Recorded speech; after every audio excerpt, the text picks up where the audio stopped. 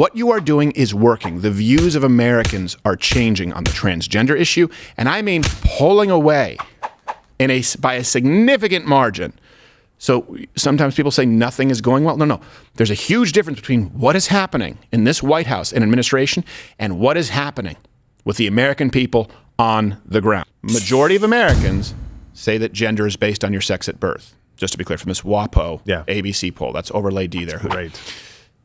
66% now oppose biological men competing in high school women's sports. Yes. That's up 13 points with this same polling outfit since last year, just to be clear.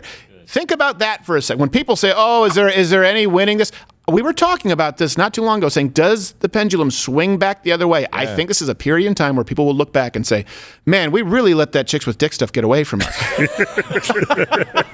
I really think that's what's going to happen. I think people will look back and say, can you believe that we were transitioning children? Oh, my gosh. Yeah. Absolutely. But we were worried about this, and every pundit on CNN and ABC and MSNBC is saying, I can't believe that the Republicans are so worried about these trans people. They're afraid of trans people. They have no idea. They're not in touch with what Americans want, especially according to this poll. And by the way, if you take out white women, I guarantee you that number is in the 70s or 80s. No, I'm not joking. No, you're right, though. Right. White men, black women, and Hispanic women and men across, they all opposed. Yeah. Or a very, very small percentage, if they supported, would be biological men and women's sports. Yep. It was overwhelmingly white women who don't compete in sports, so they don't understand the violence that comes with a biological male beating the crap out of you, saying, like, be nice. We have to be, come on. Trophies?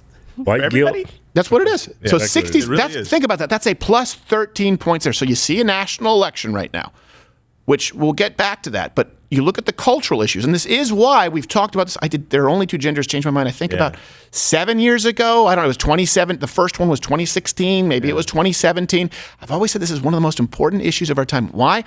Because you can't always disprove your opposition's argument, all of their arguments.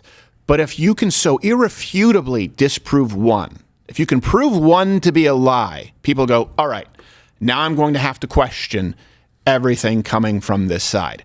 And this is one of those things that is, it's not only House of Cards. There is no house. It's a lie, and that's why they have to push the lie by force. They have to eliminate. How many times have we been suspended for something to do with trans issues on YouTube? You may even be seeing the YouTube dump button right now. I don't know, someone out there hits it. They have to eliminate the voices because they know if you hear the information, if you see the information, you will understand the reality. You will understand the science that biological men should not be competing in women's sports. And by the way, they also understand that that is the slippery slope from our side, where it's, oh, you oppose them in sports, then you go, okay, how about bathrooms? Okay, and people go, wait, hold on a second, where is the line?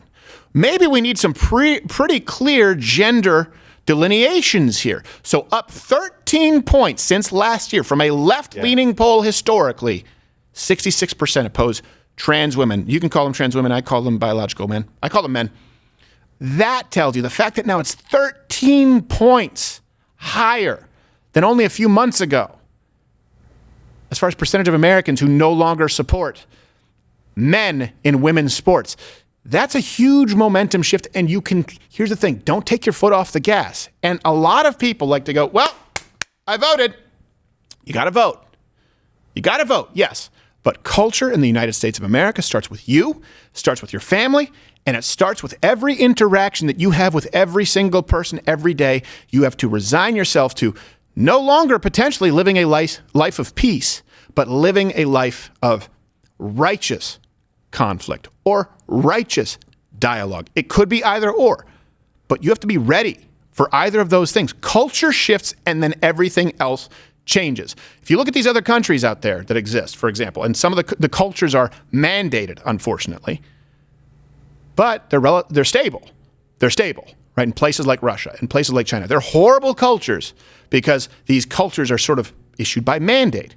But you see something that's relatively consistent, remarkably stable as far as what is permissible and what is impermissible. The mandate needs to come from you, the American masses. And that means no more NFL. That means no more NBA.